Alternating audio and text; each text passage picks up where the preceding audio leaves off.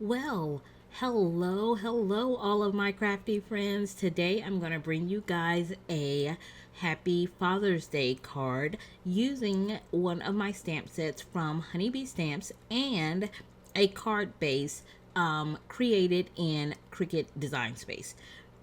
So, we're going to be using the Music Speaks stamp set from Honeybee Stamps, and I really loved this set, and I want to use as many images as I can. And then from this set, I want to use that hand, and I think I'm going to end up using a microphone. I'm not quite sure at the beginning. And then I'm going to bring out this 4-piece layering stencil set that I also want to use. And it doesn't seem like it is meant to layer all 4 of them together. So I am going to use them 2 and 2 in my stenciling. I don't know if that's right or wrong. I just did what felt good to me. And I'm going to be creating what I know of as a twist and pop card.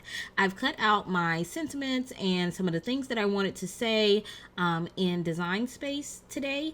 And of course, you guys know that I've cut it out multiple times in cardstock. I've done a shadow, and then my top layer will be in my vinyl. So these are all the pieces that I need for this twist and pop card. And I originally learned about this card from Melody Lane, but I have since done some tweaking to it.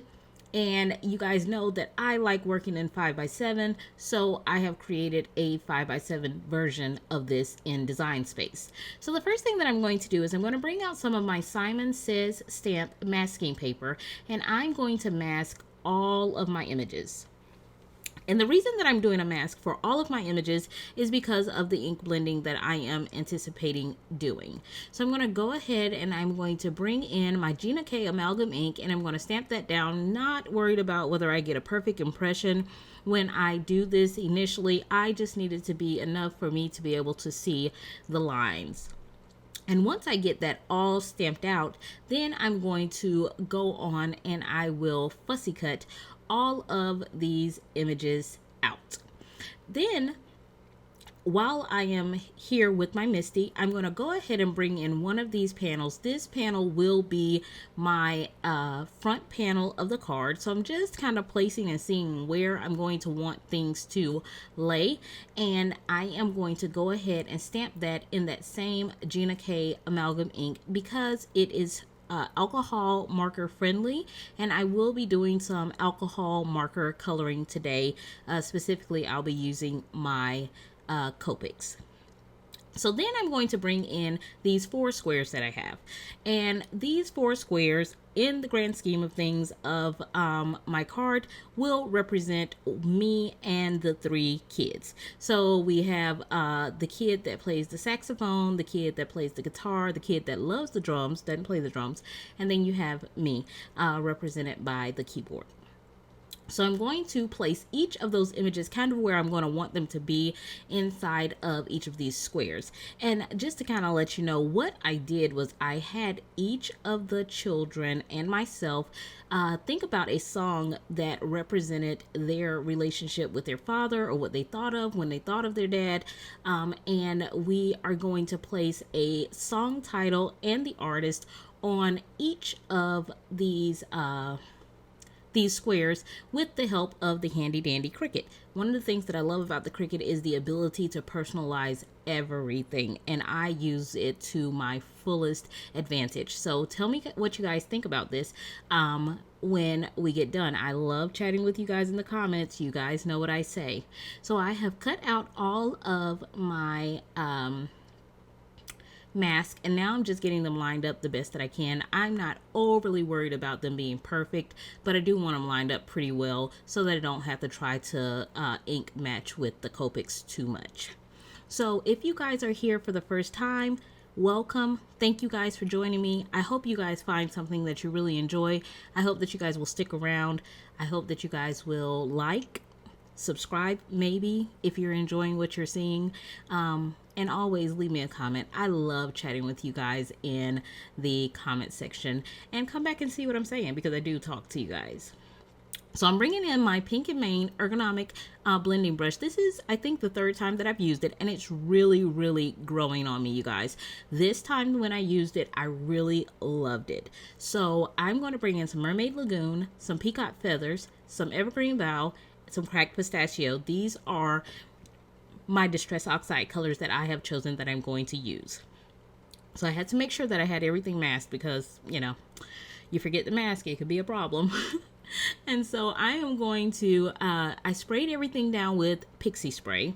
And the first thing that I'm going to do, and you guys know, because I create 5x7 cards, sometimes layering stencils can be a little bit challenging because most of the stencils are 6x6.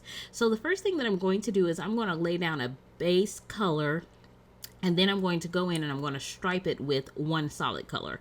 And then I'm going to alternate and go to another color, and I am going to create a gradient on this front panel. However, on the square panels, I will just use two colors for each blend. And so as you can see down there, I kind of shifted my stencil to get that very bottom part, and then I chose that huge, I think it's a treble clef, probably. I don't know. Music has been a long time for me. At any rate, that was the best thing for me to line it up with. And so I was able to line it back up correctly with the stencil. So now I have moved on to doing the exact same thing with the smaller squares. And because of the size of the squares, I was able to fit two of them in. And I just transitioned each color so that they all had a background color and a actual foreground color. So the lines are one color, and then I used a different color to do the musical notes. Now we're going to do our peel and reveal, and I really thought that these came out pretty cool. I like the music notes in the background with the is it called a staff? I don't know. You guys give me a music lesson in the comment section, because apparently I have not been into music for quite a while. Although my husband is a radio personality, and my children absolutely love music.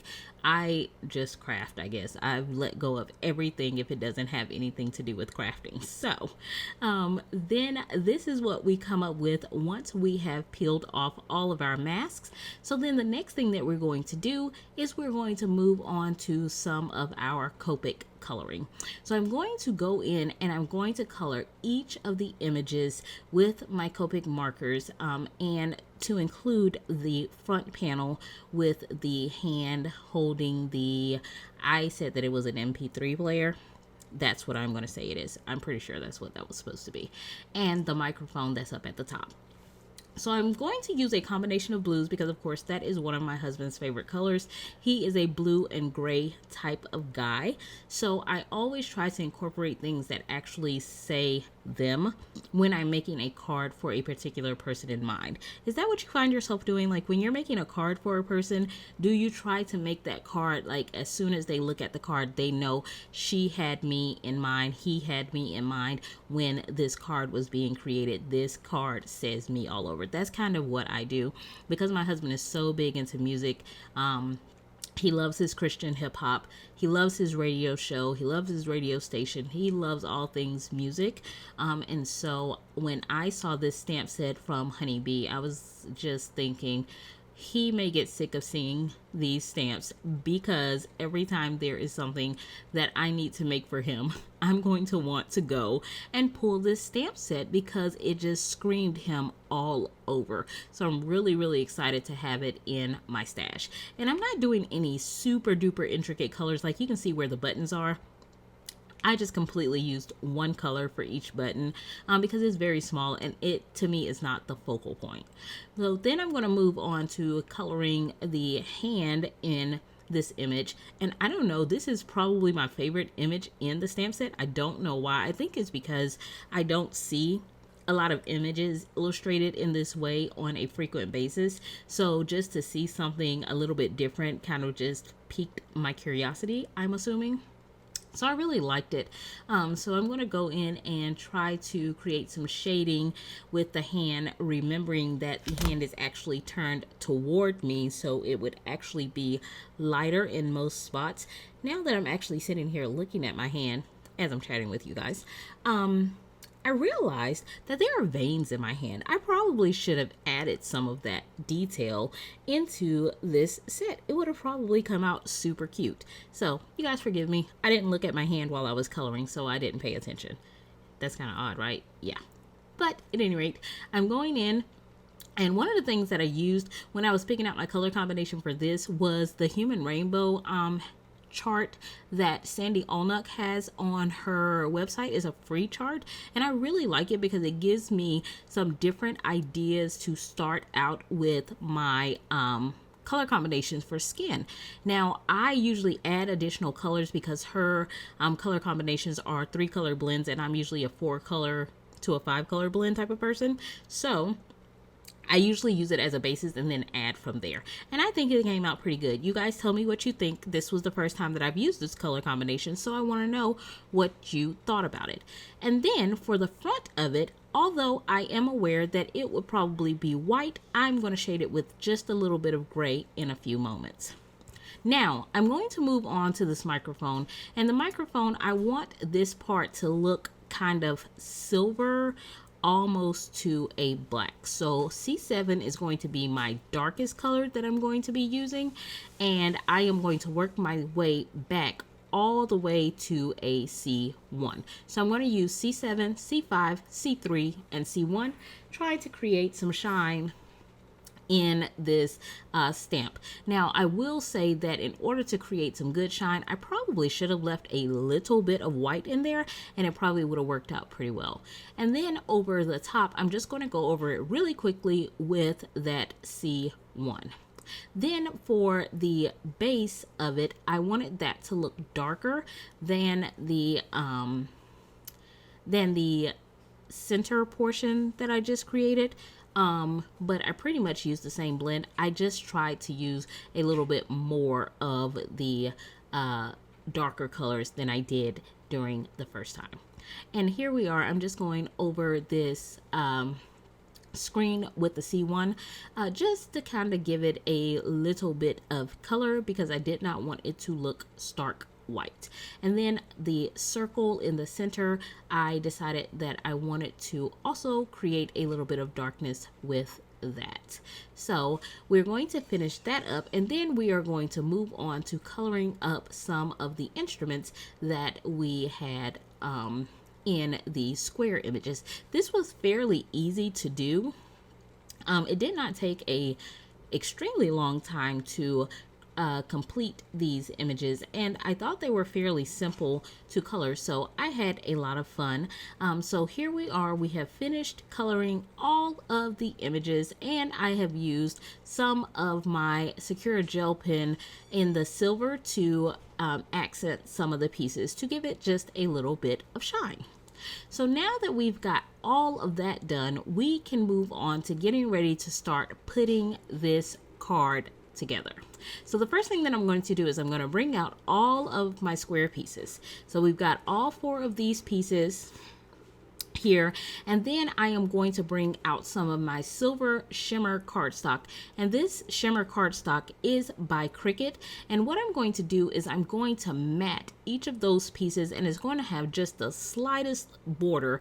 I don't even know if it's a complete 1/8 of an inch because I kind of did some eyeballing when I was doing this, so I don't know if it's even a complete 1/8 of an inch, but it's just a small border around it to add a little something extra. And you guys know that I really like for my cards to be very substantial in weight, so it usually takes about 2 stamps to send off my cards.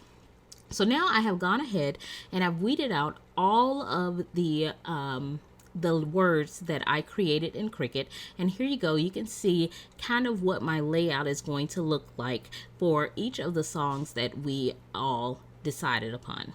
So then I'm going to bring in some Magic Cover contact paper. This is a very low tack transfer paper that I use when I'm using vinyl on cardstock because it does not rip my cardstock. I kind of say, I think of it as the purple tape of vinyl. It's very low tack, but it's just enough for me to have the ability to get everything that I need off without having to do a ton of fussing.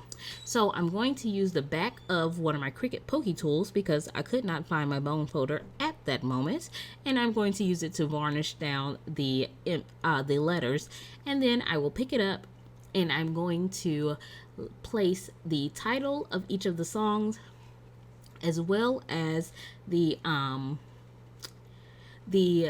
artist on each of these. So my daughter did my father's eyes, and I have my oldest son, he did a song by George Strait that is called Love Without End, Amen. So that was his song. My middle son, well, I did The Point of It All by Anthony Hamilton, and then my middle son did Way Up by Bizzle because my husband is a huge Christian hip-hop fan. So those are all of the pieces once the letters have been placed on them. So now we're going to move on and we're going to start working on the inside. I also had the Cricut write the inside, and I did this in vinyl because it would be easier than trying to write it and then trying to figure out how to cover it so that I did not ink blend over the top of it. So I just had the Cricut write it in vinyl, so then I can use contact paper and put it directly over the ink blended background, and it still looks crisp and dark, and I love it. So I'm going to place one of these sentiments at the top, and then I'm going to place at the top of one of these triangle. No, it's not a triangle. I'm gonna call it a house. Yep, it looks like a house to me. So I'm going to place it at the top of one of the houses, and I'm going to place it at the bottom of the other house. And so the top will say, to an amazing and hardworking protector and provider. And then the second one will say, we hope this weekend is truly amazing, and shows our appreciation for you. So now that I have that done, I have gone ahead and glued together the 3 layers of my Happy Father's Day, and I'm going to go ahead and use some more of that silver shimmer cardstock by Cricut, and I'm going to glue it onto that as the shadow. Then I'm going to take some more of that vinyl and I'm going to layer that on top, so I will have like this golden look on top with a blue shadow, and then it will have a silver base.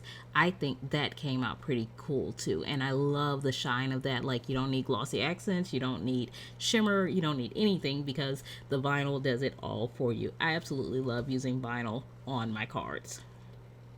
So then I'm going to add this sentiment that says singing, and it's going to say singing Happy Father's Day. So I'm going to go ahead and glue that directly down to our card base, and then we are going to start working on the inside twist and pop mechanism. So the first thing that I'm going to do is I'm going to lay out each of these kind of the way that I want them to be. And so what I did was I just laid them to be like, from me, oldest, middle, youngest child. Or me, youngest, middle, oldest child. That's how I did it. And then I did an accordion fold, mountains and valleys, so that it would pop out this way when it opened. So I did a valley, a mountain, and then a valley fold. Now I'm going to take this piece, and I have put multiple score lines, one going directly down the center, and then I did 2 diagonal score lines so that there was a crease in the center, kind of creating a star shape almost for this card to help the mechanism fold the way that I want it to. And so as you can see, when we get done, it's going to fold down like this. So that's what I was going for with that X and with the diagonal fold as well, or horizontal fold, not diagonal. Anyway, so now this is going to be my card base, and I had to use some of my Cricut 65-pound cardstock because with this being a 5x7, one of the pieces had to be 14 inches, so I had to use 24-inch cardstock, and Cricut is the only company that I know that has the 24-inch cardstock. But it was okay because I'm going to be layering multiple layers on here, and that will give me the weight that I need. So I'm going to take some of my temporary glue dots and I'm going to glue them in place before I actually glue my card down to make sure that I'm getting it centered the way that I want it to be, so that the mechanism starts to move the way that I want it to. And there we go. This is kind of what it's going to look like when the card opens up. So now we're going to go ahead and start gluing everything down. And so this is what I'm speaking of when I say multiple layers. We have this white layer, which is 100-pound cardstock. We have the yellow layer, which is 65-pound cardstock. The blue layer is 65-pound cardstock.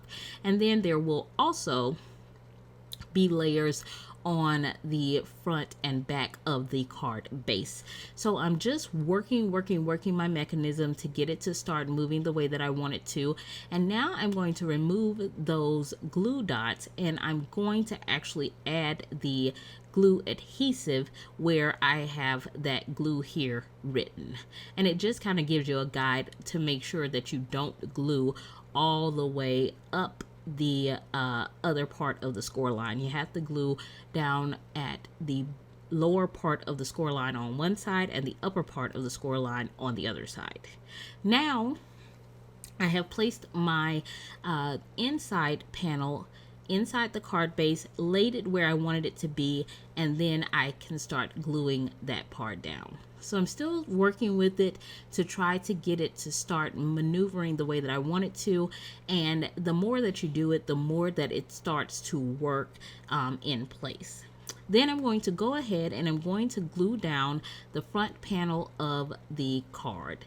And I'm just going to center that up. And I will also add a piece of the Shimmer cardstock to the back of the card. So that is pretty much it. That is the card for today. I hope you guys enjoyed it. I wonder if you will give it a try. And if you do, please let me know. I would love to see it, and I would love for you to tag me in it. I look forward to speaking with you guys in the comment section below, and I will be ready to talk to you guys again really soon in our next video. I hope you guys have a great day. I'm sure I'll be back really soon with another video, and I will be looking forward to seeing you guys again very soon. Okay, bye-bye.